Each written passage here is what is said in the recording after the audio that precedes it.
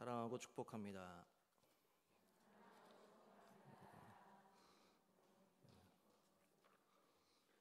교회표도 제창하도록 하겠습니다. 성령의 충만으로 평안하여 든든히 서가는 교회 된다. 희년의 은총을 이웃과 함께하는 교회 되자.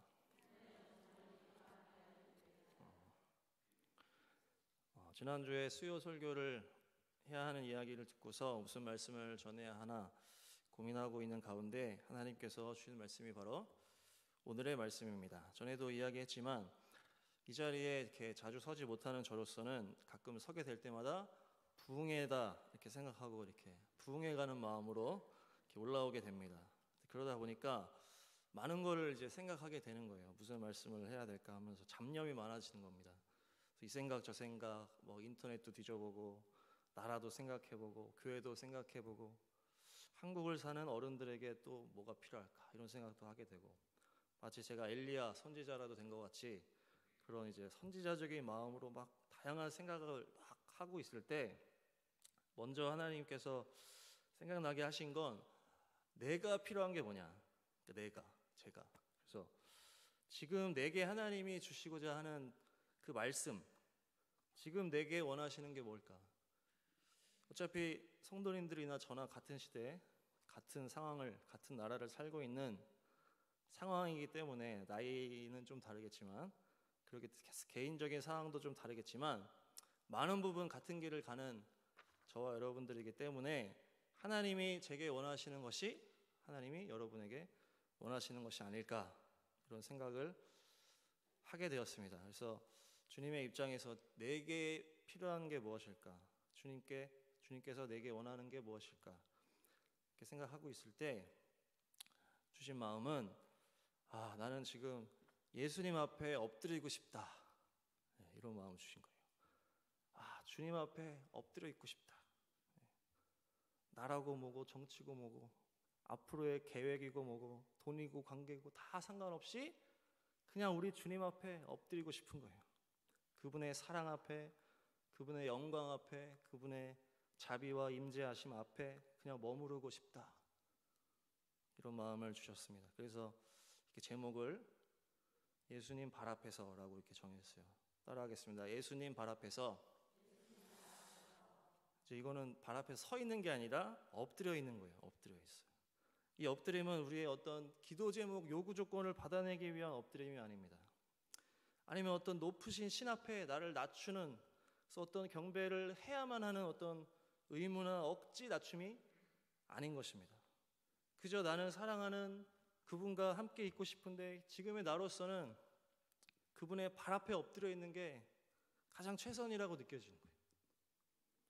다른 모습으로는, 다른 태도로는 차마 그분 앞에 나갈 수가 없고 막 편하게 막 할 수도 없는 그런 마음에서 주님의 발 앞에 엎드리는 나의 모습입니다. 그래서 그분을 너무 사랑하고 너무 좋고 그분을 함께 하고 싶고 느끼고 싶고 그 마음으로 주님의 발 앞에 엎드리는 것입니다. 성경을 이제 쭉 생각해 보니까 어떤 자기의 병 때문에, 어떤 자녀의 병 때문에, 어떤 나의 죄악을 또 용서해 달라는 어떤 그런 마음으로 주 앞에 엎드리는 경우들은 많이 있어요. 근데 오늘 말씀은 거의 유일하게 그게 아닌 엎드림인 거예요. 주님만을 원하는, 그분만을 원하는 엎드림이 바로 오늘의 장면입니다. 그래서 오늘 이런 모습과 마음으로 우리 예수님 앞에, 예수님의 발 앞에 엎드린 여러분들이 되시기를 바랍니다. 1절을 한번 같이 보시면 1절 한번 다 같이 읽어볼까요? 시작. 유월절 엿새 전에 예수께서 베다니에 이르시니 이곳은 예수께서 죽은 자 가운데서 살리신 나사로가 있는 곳이라. 유월절 이제 엿새 전에, 이 유월절은 그냥 유월절이 아니고 무슨 유월절입니까? 예수님이 죽으시는 유월절이에요. 예수님이 죽으시는 유월절. 이스라엘 백성들이 이집트의 종살이를 이렇게 하다가 탈출을 하게 됩니다. 그때 이제 10가지 재앙이 이집트 제국에 부어지게 되는데 그 마지막 재앙이 바로 장자의 죽음의 재앙이었어요. 그래서 그 집 앞에, 집 문에다가 양의 피를 바르면 그날 밤에 죽어야 되는 그 장자들의 그 죽음의 심판이 그 집은 넘어가는 거예요. 그래서 6월 넘어간다. 그래서 시작된 유월절이죠. 그래서 이제 그때는 이스라엘이었지만 이제는 모든 이방인들이 저와 여러분들을 죽음 넘어가게 하기 위해서, 죽음에서 건지시게 하기 위해서 그 유월절에 죽는 양이 되셔서 우리 예수님이 십자가에서 죽으시기 위해서 그 다가오는 그 유월절 엿새 전이라는 거예요. 그 유월절에 그 피를 문에 바른다라는 것은 무엇입니까? 우리의 마음에 그 예수님의 그 십자가의 사랑을 깨닫고 받아들이는 거예요. 그래서 우리가 마음 문을 여세요 이렇게 하잖아요. 똑같이 집의 문에 피를 바르는 것과 우리의 마음에 주님을 믿는 것과 같다라는 거예요. 그래서 저와 이제 여러분들은 그 예수님의 그 십자가 사랑을 받아들였기 때문에 죽음을 두려워하지 않는 거예요. 그래서 우리가 이 자리에 나와 있는 거죠. 한글날에도 예배를 위해서 나와 있는 거 아닙니까? 죽음이 두렵지 않기 때문에. 그래서 공휴일에 주님의 전에 오면 다 죽는 거예요 원래. 여러분은 다 죽은 거예요 지금. 이 죽음은 육체의 죽음이 아니고 무슨 죽음입니까? 나는 날마다 죽노라. 우리의 그 죄악된 자아가, 더러운 자아가 공휴일에 주님께 예배드리면 죽어버리는 거예요. 그래서 우리가 죽음을 두려워하지 않죠. 다시 죽어도 다시 예수님으로 살아나기 때문에. 그래서 매일 죽으시는 은혜가 있기를 바랍니다. 좀 더 얘기를 하면 우리 믿음의 백성들은 매일매일이 공휴일인 거예요. 초막이나 궁궐이나 내 주 예수 모신 것이 그 어디나 하늘나라. 그래서 우리는 매일이 공휴일인데 그렇기 때문에 주의 전에 오기만 하면 죽는 거예요. 우리의 육체 자아가 죽고 예수님으로 살아나는 거예요. 그래서 우리 주의 전에서 예수님으로 부활하는 여러분들이 다 되시기를 축복합니다. 좀 어려운 것 같은데 이제 유월절이 6일 남았어요. 그 예수님이 죽어야 되는 그 유월절이 6일 남은 거예요. 예수님의 인생이 인간으로서의 인생이었지만 6일이 남았습니다. 여러분 어떠실 것 같아요? 내 인생이 6일 후에 끝이 난다. 물론 천국 가니까 두려움이 없을 수 있겠지만 죽음을 통과해야 되기 때문에 두려움이 있었던 거예요. 예수님은 그 당시에 가장 잔인한 형벌이었던 십자가를 져야 하는 것을 이미 알고 계셨어요. 지금 그 시점인 거예요. 우리가 이 인간의 육체를 가지고 죽음을 통과할 때 통과하는 그 절차가 있다라는 거예요. 제가 살펴보니까 믿음이 좋을수록 그 죽음의 통과 시간이 짧은 것 같아요. 물론 다 맞는 건 아니겠지만 가장 좋은 게 뭐냐면 순교하는 겁니다. 순교. 바로 죽는 거예요. 하루면 죽고 총에 총살 맞아 죽으면 1초면 죽는 게 순교예요. 칼에 죽어도 막 10분 안에는 죽어요. 천국 갈 준비가 된 사람은 그렇게 순교로 그냥 죽는 거예요. 순교의 영광을 누리게 되는 것입니다. 성경에 기록된 스데반 집사님의 순교 장면을 보면 뭔가 순교하시는데 별로 아프워 보이지가 않는 거예요. 돌 맞아 순교하시는데 어때요? 하늘이 열리고 예수님을 딱 보는 거예요. 그 스데반 집사님이. 그러니까 돌 맞는 상황인데 예수님을 보니까 놀란 거예요. 그래서 막 스데반 집사님 얼굴이 막 천사처럼 막 빛나는 거예요. 예수님이 나타나시다니. 지금 죽는 상황인데 나 이제 절로 가는 건가? 이럴 때 이렇게 순교를 하시는 거예요. 그래서 뭔가 우리가 영광의 순교를 받아들이게 됐을 때 육체의 고통을 하나님이 덜어주시지 않을까 이런 생각도 하게 되었는데 물론 다 그렇진 않겠죠. 주기철 목사님 같은 경우는 고문 가운데 많은 고난을 받으셨지만 중요한 건 우리가 지금 우리의 이 어설픈 믿음으로는 그 거룩한 나라에 들어갈 수가 없다. 적당하게 가끔 죄도 짓고 또한 적당한 믿음의 그런 모습으로 어떻게 그 죄가 없는 거룩한 하나님의 나라에 들어갈 수 있겠어요? 죄가 없는 자만 들어갈 수 있는 그곳에, 죄가 들어가면 안 되는 그곳에 어떻게 우리가 이 모습 그대로 들어갈 수 있다는 거예요.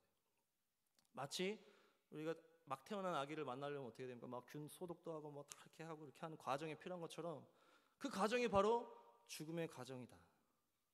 그래서 마지막에는 우리가 고통 가운데 하나님이 우리를 데려가신 거예요. 병들어서 이제 막 더 이상 잡을 것도 없고 그런 자신을 낳아버릴 수밖에 없는 그런 완전한 수준에서 데려가시는 거예요. 그 수준이 미리 되신 분들은 죽음으로 달려가 순교를 하시게 되는 거예요. 죽음 얘기를 해서 이제 지금 어머니 얘기를 또 하고 싶은데 PPT 보시면 아시는 분은 아시겠지만 작년에 이제 어머니께서 천국 가셨는데 이제 어머니께서 2, 3개월 만에 이제 가신 거예요. 근데 지금 생각해 보면 참 복된 죽음이었다. 어머니가 병원에 입원해 계셨을 때 제가 어머니 손잡고 막 기도를 해드리려고 하면은 어머니 박 목사 그렇게 기도하지 마. 빨리 엄마 천국 갈 수 있게 기도해 달라고 이렇게 얘기를 하시는 거예요. 엄마 이렇게 개인적으로 기도하고 있어. 예수님 제가 살면서는 저렇게 휠체어 타고 고통 가운데 몸이 불편해서 많이 힘들게 살았으니까 천국 갈 때는 죽음의 축복을 좀 달라고 기도하고 있다고. 그래서 아주 귀여우시게도 가기 전까지 최대한 늦게 맛있는 걸 먹다가 가게 해달라고 이렇게 기도하셨더라고요. 그래서 제가 나중에 그렇게 기도를 했어요. 하나님 엄마 함께 해주셔가지고 병원에 있을 때 외롭지 않게 해주시고 아프지 않게 해주시고 또 잘 먹게 해달라고 그렇게 막 기도를 했는데 너무 잘 응답이 됐어요. 그래서 어머니가 막 늦게까지 먹을 거 막 잘 드셨어요. 제가 막 쌀국수 사다 드리고 막 배달해서 갖다 드리고 막 이랬는데 그렇게 기도의 응답대로 막 잘 드시다가 기간도 정말 짧게 해서 빨리 천국에 입성하셨어요. 작년 12월 첫 주일에 이제 만 64세로 천국에 입성하셨는데 작년 그 10월 때쯤에 암이라는 거를 이제 저희가 알게 됐거든요. 그러니까 두 달도 안 돼서 이제 입원한 지 한 달 만에 천국에 가셨어요. 근데 중요한 거는 어쨌든 마지막에는 막 고통스러워하시는 거예요. 이제 마지막 그 순간에는 막 소리 지르시고 막 답답해하시고 그래도 이제 그 시간이 있었지만 그렇게 길지 않았다는 게 참 감사하게 그러면서 제가 생각을 한 거예요. 누구나 육체의 인간으로서 이 죽음을 통과하는 고통이 있겠구나. 기력이 빠져서 아프다고 표현을 못하는 것일 뿐이지 고통 가운데 우리가 이 육체를 떠나게 되는구나. 그래서 그 고통 가운데 정말 우리의 어떤 더러움과 어떤 붙잡고 있었던 걸 다 내려놓게 되면서 그 가운데 우리의 믿음이 온전해지는 가운데 천국에 가는 거구나. 그렇게 생각을 하게 되었는데 그래서 참 순교가 어떻게 보면 가장 축복받은 죽음일 수 있겠다. 그런 생각하게 됐고 우리 어머니도 그래도 짧게 그렇게 힘들어하시다 가신 게 참 복되구나 이렇게 생각을 했습니다. 제가 이제 좋아했던 최춘선 할아버지라는 분이 있습니다. 아시는 분 아실 수 있겠지만 그분도 지하철에서 30년간 맨발로 막 전도를 하신 분이에요. 이제 몸이 막 안 좋아지셨는데도 막 사명감을 가지고 지하철에서 막 복음을 외치시다가 어떻게 또 천국 가셨냐? 이분은 그냥 이제 막 복음 전하시다가 지하철 의자에 앉아서 천국 가시고 또 제가 좋아하는 사진이 있었는데 온누리교회 하용주 목사님이라는 분이 저게 최춘선 할아버지고 다음 보시면 하용주 목사님도 이제 설교 천국 가기 얼마 전까지 설교하시다가 뇌출혈 이후에 이틀 만에 천국 가신 거예요. 65세로. 우리 예수님도 어떻습니까? 그 죽음의 그 고통, 역사상 가장 엄청난 고통을 가장 길게 느끼는 것이 바로 십자가 형벌이라고 했는데 그 육체 그 십자가의 그 죽음을 십자가를 앞둔 6일 전인 상황인 것입니다. 다시 한번 1절 한번 읽어보겠습니다. 1절. 1절 시작. 유월절 엿새 전에 예수께서 베다니에 이르시니 이곳은 예수께서 죽은 자 가운데서 살리신 나사로가 있는 곳이라. 그때 예수님이 어딜 가셨습니까? 베다니에 가신 거예요. 이 베다니는 예루살렘에서 2km 정도 떨어진 작은 동네라고 해요. 이 동네의 그 베다니라는 그 이름은 가난한 자들의 집, 슬픈 자들의 집 이런 뜻이라고 합니다. 예루살렘은 성전이 있는 큰 도시였기 때문에 사람이 많이 살았는데 이제 그 바로 옆에 있는 베단이라는 작은 동네는 누가 와서 살았느냐 하면 이제 문둥병에 걸린 사람들이 와서 거기서 살게 된 거예요. 그러니까 약간 막 병든 사람들, 막 가난한 사람들이 모여서 살게 된 동네가 바로 저기 베단이라는 동네예요. 이 당시는 마치 막 철저한 그 이슬람 사회 같이 여자들이 외부적인 경제 활동을 할 수 없는 사회였다고 해요. 그래서 남자가 뭐 죽거나 남자 없게 되면 막 사기도 힘들고 돈 벌 방법이 공식적으로는 없다라고 합니다. 그래서 이제 가정에 남자가 죽거나 문둥병에 걸려서 할 수가 없게 되면 그 이제 가족 중에 여자들은 이제 비참해지고 그 와중에 이 베단이 슬픔의 집으로 그냥 가게 되는 거예요. 그래서 예수님이 아주 자주 가셨던 걸로 보여집니다. 이 베다니에 자주 가셨고 그 가정 중에 친한 가정이 있었는데 그것이 바로 문둥병에 걸린 남자의 자녀들이었어요. 3명의 이제 자녀 남매들인데 아버지가 이제 문둥병에 걸리면서 이 베다니로 와게 됐던 것 같아요. 그래서 마태복음의 26장에 보니까 나병 환자 시몬의 집이다 이렇게 표현하고 있는데 그 문둥병 걸린 그 아버지 이름이 시몬인 것 같은데 특별히 아버지의 스토리가 나오질 않고 있어요. 그러니까 이제 그냥 나병 환자 시몬의 집이지만 이렇게 부모님은 다 안 계시고 그냥 자식들만 사는 고아 3명이라고 볼 수 있지 않겠나 이렇게 볼 수 있는 그 베다니 슬픔의 집에 있는 그 3명의 고아들 이 가정에 예수님이 자주 가셨다는 거예요. 그렇게 이 가정을 알게 됐는데 나중에 어떤 일이 있습니까? 나사로 그 중에 이제 오라비 나사로가 이제 죽게 된 상황에서 예수님이 죽은 자 가운데 살려주시기도 한 거예요. 그 3절에서 이제 오늘의 주인공이 나타나는데 다 같이 읽겠습니다. 시작. 마리아는 지극히 비싼 향유 곧 순전한 나드 한 근을 가져다가 예수의 발에 붓고 자기 머리털로 그의 발을 닦으니 향유 냄새가 집에 가득하더라. 이제 오늘의 주인공 마리아가 나타납니다. 이 가난한 아이들은 살기 위해서 이제 아버지는 안 계시다 하더라도 문둥병자이기 때문에 또한 그 나사로도 아주 병약했던 것 같아요. 그러니까 이제 막 앓고 막 힘들어 하다가 이제 죽은 게 아닌가. 그러니까 돈을 벌어야 되는데 그래서 이 마리아라는 이 자매가 창녀를 했을 것이다. 창녀 일을 해서 돈을 벌었을 것이다 이렇게 보이는데 이 당시 이제 문둥병에 걸린 가족의 남자의 가족 중에 자매들이 어쩔 수 없이 창녀의 그런 일을 하게 되는 경우가 많았다고 합니다. 공식적으로 이제 자매들이 돈을 벌 수 없었기 때문에 이제 비공식적인 그런 음지에서 돈을 버는 일을 하게 되는 거죠. 그렇게 마리아가 또 음란과 타락으로 그렇게 삶을 살고 있을 때 비참한 상황 가운데 죄악의 구렁텅이 속에서 살게 된 거예요. 자기의 신세를 한탄하고 자기를 비하하고 자기를 학대하고 그래서 막 어떠한 막 귀신들의 상태가 되지 않았을까 이런 얘기도 하는데 이 상황 가운데 막 고통 가운데 있는 비참한 그 마리아를 분노하고 막 세상을 학대하고 자기를 학대하는 이 마리아를 누가 고쳐주신 거예요? 예수님이 오셔서 귀신을 쫓아내 주시고 구원을 주신 거예요. 나중에는 나사로도 살려주시고 그 불쌍하고 그 힘든 그들을 그 슬픔의 집에 사는 그들을 우리 예수님이 찾아가시고 만나주셔서 회복시켜 주시고 구원을 주신 것입니다. 그렇게 자기의 영혼이 소생되고 그 예수님 때문에 온전함을 누리게 되고 기쁨을 누리게 된 그 마리아가 지금 6일 남은 예수님의 십자가를 6일 앞둔 예수님 앞에 이제 온 거예요. 그분의 발 앞에 왔어요.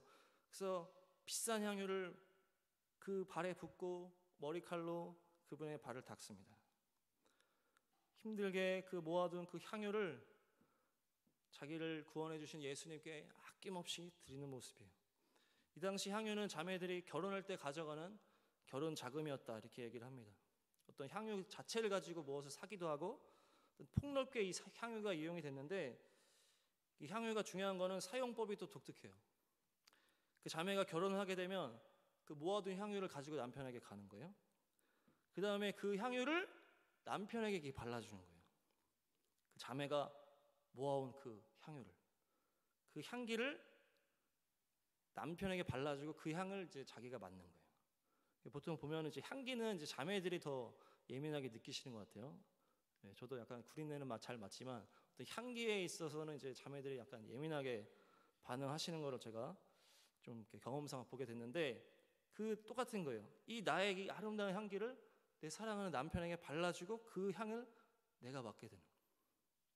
그러니까 막 요즘과 같이 막 남자고 여자고 막 어떤 자기의 이거를 또 드러내기 위한 어떤 향 그렇게 요즘 많이 쓰는데 자기가 사랑하는 남편에게만 그거를 발라주고 그 향기를 자신이 맡는 거예요. 그럼 이제 그 자기가 가져간 향기는 누구한테서만 나는 거예요? 그 남편한테서만 나는 어떤 비밀적인 고유의 향기가 되는 거예요. 다 모두가 나에게 호감을 가져라라고 자기한테 뿌려서 이렇게 하는 게 아니고 그 거룩한 상황 가운데서 순결한 그 상황을 이 향유로 이렇게 표현을 하는 거예요. 또 이 향유는 어떻게 사용되냐면 7절 한번 보시면 7절 시작. 예수께서 이르시되 그를 가만두어 나의 장례할 날을 위하여 그것을 간직하게 하라. 장례를 위해서 향유를 썼다고 해요. 그래서 죽음 이후에 이제 시체에다가 이제 향유를 바르는 거예요. 다음 말씀 보시면 56절 보시면, 다음 말씀 보시면 누가복음 56절 시작.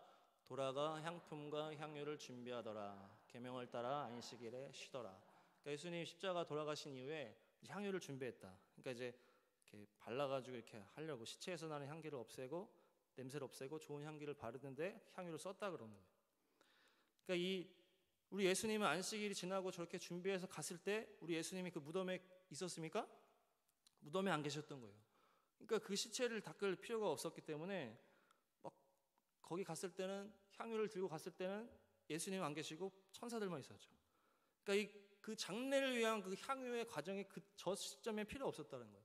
그러니까 지금 십자가 지시기 전에 이 시간이라는 거예요. 예수님이 그렇게 말하는 거예요. 시체에 있을 때 향유를 바를 필요가 없는 거예요. 부활하실 거기 때문에. 그래서 지금 이 마리아가 향유를 바르는 과정이 나의 장례를 위한 향유 바르는 거다, 이렇게 얘기를 하는 거예요. 잘 생각해 보시면 마리아가 예수님 저한테 소원이 있는데 제가 이 향유 확 발라드릴 테니까 저 하나만 들어주세요, 이런 상황이 아닌 거예요. 아니면 예수님이 마리아야 내가 이제 죽어야 되니까 향유 발라야 되니까 뭐 하나 가져와봐, 나 좀 발라줘, 이렇게 한 게 아니에요. 그저 마리아가 예수님 너무 사랑하기 때문에, 그분을 너무 사모했기 때문에 가지고 온 거예요. 그러다 보니까 마리아가 막 예수님이랑 결혼했다 이런 쓸데없는 이런 얘기도 막 돌고 막 그러는데, 실제 지금 결혼을 한 거예요. 이 순간이 지금 결혼의 순간인 거예요. 마리아가 자신의 모든 것을 드리고 나의 사랑을 예수님께 드리는 거예요. 정말 자기 남편에게만 발라준 그 향유를 아낌없이 예수님께 부어 바치는 거예요. 이것이 바로 영적인 결혼인 것입니다. 사실 우리 모두가 예수님의 신부인 것입니다. 여러분도 모두 예수님께 전부를 드리는 거룩한 신부들이 다 되시기를 바랍니다. 그리고 그 뒤에 이제 보니까 어떠한 십자가를 위한 영적인 이 일이 진행되다 보니까 마귀가 막 역사하는 거예요. 가룟 유다가 등장하죠. 다른 복음서에도 이 이야기를 다루는데 그 복음서에서는 이 여인을 비난한 사람들이 있었다, 이렇게 표현을 하는 거예요. 근데 이제 요한복음은 그 인물을 딱 드러내서 얘기를 합니다. 4절 한번 보시면, 4절 시작. 제자 중 하나로서 예수를 잡아줄 가룟 유다가 말하되. 가룟 유다가 이렇게 주도했다라는 거죠. 그러니까 이 요한복음이 쓰여질 때는 이미 십자가 부활 다 끝난 이후에 이제 가룟 유다도 이제 다 드러난 다음에 쓰는 거기 때문에 이거를 탁 폭로해 버리는 거예요. 이 사도 요한이 아주 감정적인 사람이라고, 그래서 성경에도 막 우레 사람이다, 막 천둥같이 막 욱하는 그런 사람이 요한이다, 이렇게 얘기를 하는데, 예수님 때문에 이제 사랑의 사도, 사랑을 막 얘기하는 사도가 됐지만 어떤 그런 감정적인 부분이 있었던 것 같아요. 그래서 이 요한복음을 보니까 자기가 이제 이 글에 등장할 때는 예수님이 사랑하시는 제자, 이렇게 표현을 해요. 요한이 자기 쓸 때 자기가 이 스토리에 드러날 때는 예수님이 사랑하시는 제자, 이렇게 표현을 하고, 이 배신자에 대해서는 아주 막 설명이 디테일하게 막 들어가는 거예요. 가룟 유다 이놈은 사실 배신자에다가 도둑이야, 지금 이렇게 붙은 거예요. 어쨌든 이 마귀의 역사를 말미암아 마리아의 그 사랑과 헌신, 믿음의 어떤 그 주님께 다 드리는 이 상황을 막 무시해버리는 상황이 등장하는 거예요. 야, 이 삐리리야, 막 이렇게 막 심하게 막 얘기를 한 거예요. 예수님도 있는데 막 대놓고 막 하는 거 보면 가룟 유다가 어떤 스타일인지 나오는 거예요. 이년아, 이럴 수도 있었어요. 화를 낸 거예요, 화를. 왜냐하면 같은 스토리를 다루는 마태복음 26장 8절을 보니까, 26장 8절 시작. 제자들이 보고 분개하여 이르되 무슨 의도로 이것을 허비하느냐. 분개라는 표현을 썼어요. 그러니까 막 뭐 하는 거야, 이렇게 하는 거예요. 그 주축이 가룟 유다였다는 거예요. 분개를 했으니까 엄청 심하게 얘기했다는 거예요. 요한복음 12장 7절에도 보시면, 12장 7절 시작. 예수께서 이르시되 그를 가만두어 나의 장례할 날을 위하여 그것을 간직하게 하라. 가만둬라, 이렇게 지금 표현하시죠. 그러니까 막 닥달을 하면서 막 한 거예요. 마리아가 와가지고 막 이렇게 하니까 너가 막 한 거예요. 그러니까 좀 가만둬라, 지금 이렇게 얘기하신 거예요, 예수님이. 지금 성경에는 가만두어 이렇게 평범하게 얘기했지만 그 상황은 아주 이렇게 스릴러 같은 그런 분위기다. 그래서 예수님이 말리실 정도로 가벼운 분위기가 아니었다. 아니 왜 저자면 저렇게 행동하냐 이렇게 혼잣말 한 게 아니고 대놓고서 막 정신이 있는 거야 없는 거야 그걸 왜 땅에 부어버려 예수님의 발이 그렇게 대단하냐 말하면서 막 그런 말은 지금 성경에 없지만 막 하는 거예요. 그러면서 뭐라 하는 거예요? 그거 모아서 가난한 사람 도와주면 되는데 너 지금 정신 있는 거야 없는 거야 이렇게 하는 거예요. 6절에 보니까 또 요한이 욱했어요. 이렇게 자 시작. 이렇게 말함은 가난한 자들을 생각함이 아니요 그는 도둑이라 돈깨를 받고 거기에 넣는 것을 훔쳐 가미러라. 요한이 또 성경 쓰다가 욱했어. 이게 지금 가난한 자들을 도와주자고 말을 했지만 그게 아니다. 이제 뻥친 거다. 그래서 설명을 딱 붙인 거예요.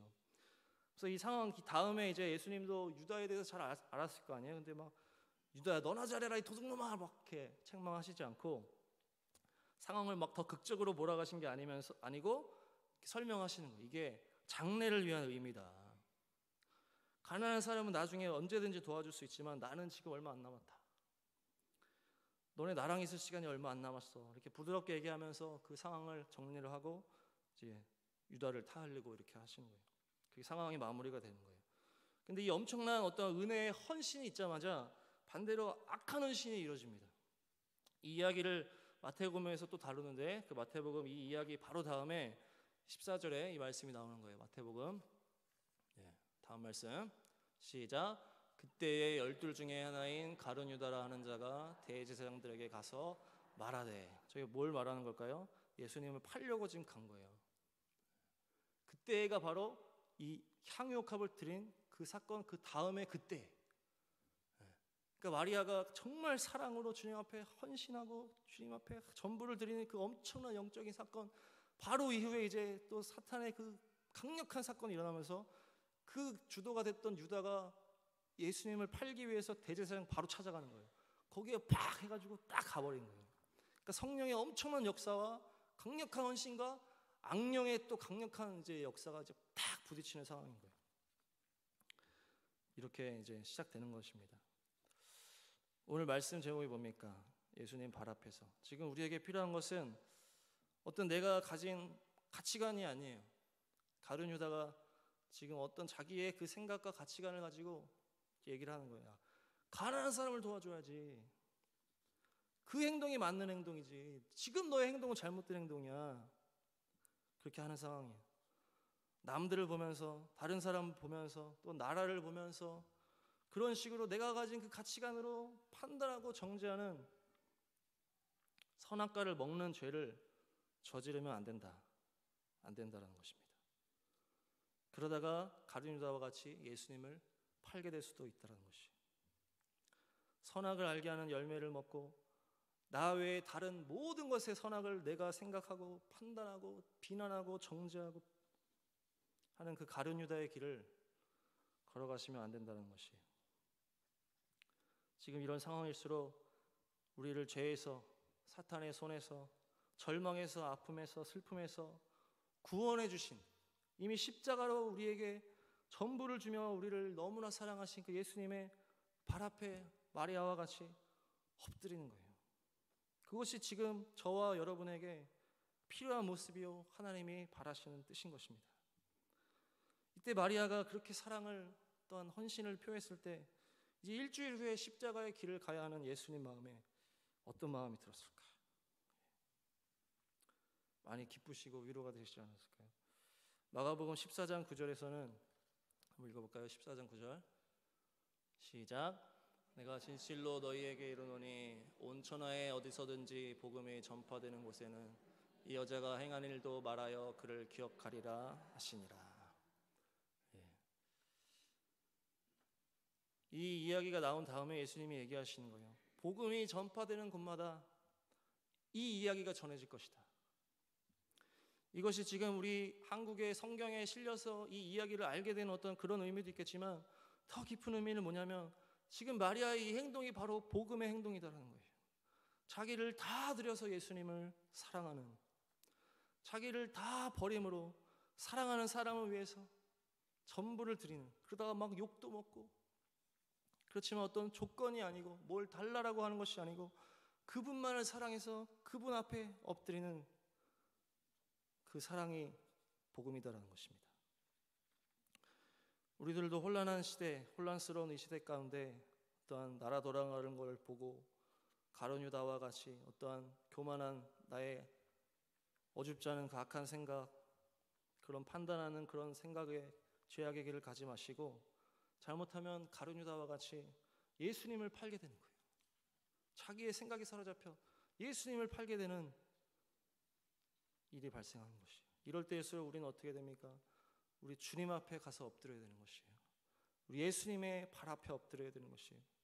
이렇게 공휴일에도 우리 예수님을 찾으면서 그분을 조건 없이 사랑하는 여러분들이 이미 그런 믿음을 소유하고 계신 줄로 믿습니다. 특별히 더 주님 앞에 전부를 드림으로, 주님 앞에 엎드림으로, 여러분의 삶의 현장에서도, 집안에 있을 때도, 시간이 날 때 주 앞에 엎드리고 주님을 구하며 주님의 그 사랑 안에, 그 임재 아래, 그 은혜의 빛 아래, 그 사랑의 품 안에 머무시는 모두가 되시기를 축복합니다. 이렇게 기도하겠습니다. 하나님 감사합니다. 우리를 이미 너무나 사랑하여 주시고 우리를 택하여 주셔서 수많은 사람들 가운데 우리가 무엇이간데 우리에게 복음을 들려주시고 하나님의 살아계심을 듣게 하시고 믿게 하셔서 이렇게 자녀 삼아 주심이 너무나 감사를 드립니다.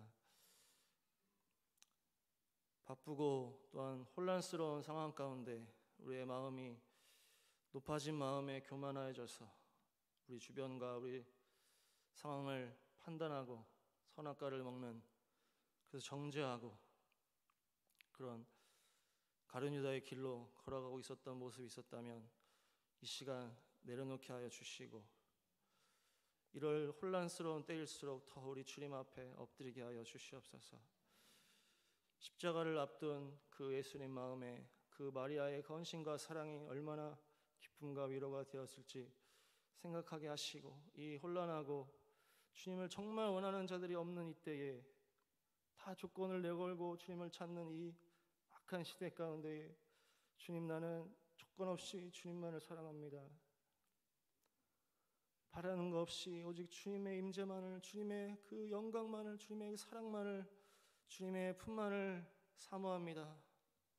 그런 마리아의 마음으로 주님 앞에 엎드려 주님을 구하며 또한 주님과 깊이 있는 교제와 사랑을 나누며 주님의 그 귀한 은혜 안에 머무는 우리 모든 금성교회 성도님들과 그 가정들이 될 수 있도록 축복하여 주시옵소서. 감사드리며 예수님 이름으로 기도드립니다.